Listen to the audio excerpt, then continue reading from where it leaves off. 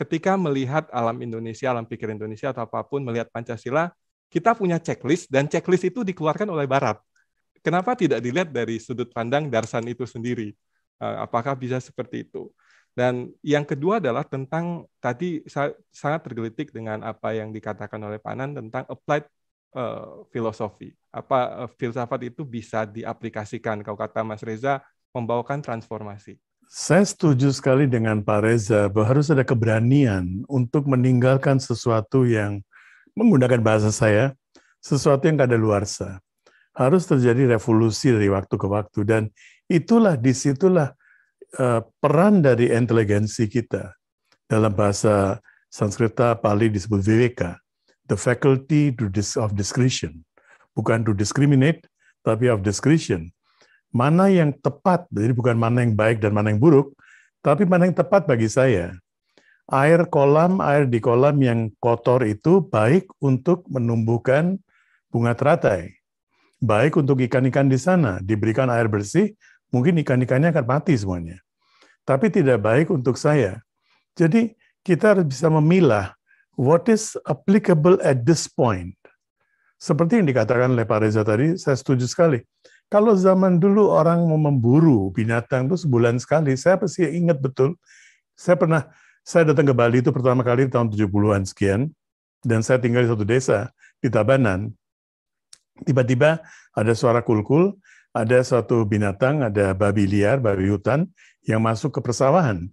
Dan mereka pergi untuk memburu dia. Besoknya babi itu diguling, dimakan bersama. Menurut tradisi itu saya tanya, ini terjadi berapa kali sebulan? Belum tentu 2 bulan sekali. Karena babi-babi ini juga punya inteligensi. Kalau kita masuk ke persawahan, kita akan diguling.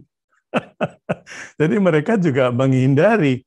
Jadi ada inteligensi yang berkembang terus. Mana yang tepat bagi saya, mana yang tidak tepat, bukan mana yang baik, mana yang buruk.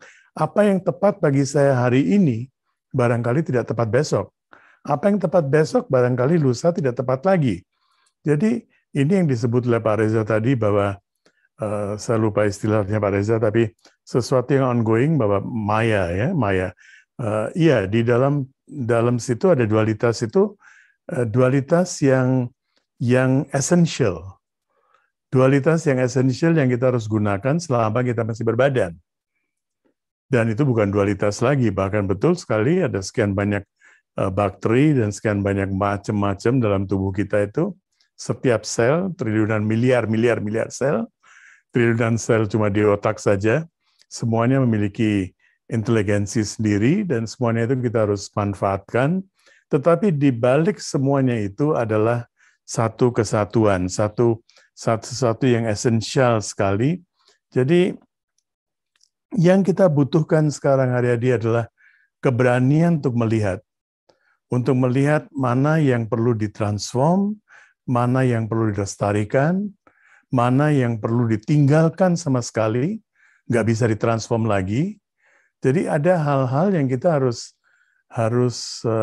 berani melakukan. Ini yang saya kira menjadi kekhawatiran, menjadi concern saya juga, bahwa ini yang tidak terjadi.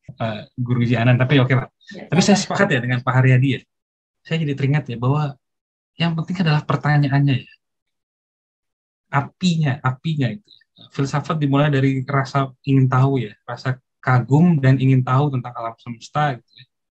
Pertanyaan itu yang sekarang hanyut di dalam jawaban-jawaban palsu ya. Saya nyebutnya jawaban palsu, jawaban-jawaban yang sangat rumit yang cenderung tidak berguna ya. Makanya saya menjauhi filsafat yang rumit dan tidak berguna.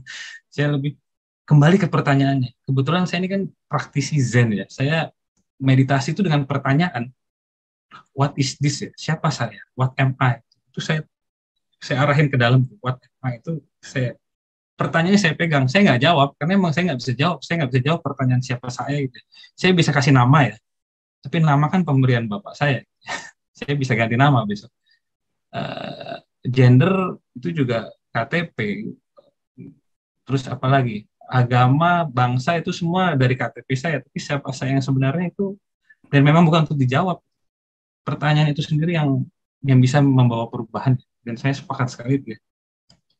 Dan menanggapi Guru Anan tadi, saya setuju ya. Bertindak sesuai dengan keadaan sekarang apa yang perlu dilakukan. Gitu ya.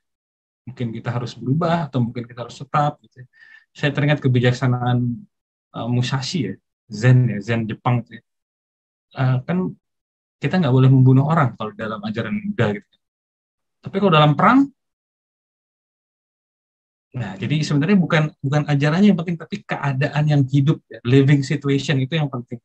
Dan memang saya juga perhatikan sih dari kemarin perjalanan saya keliling Jawa Tengah dan Jawa Barat ya.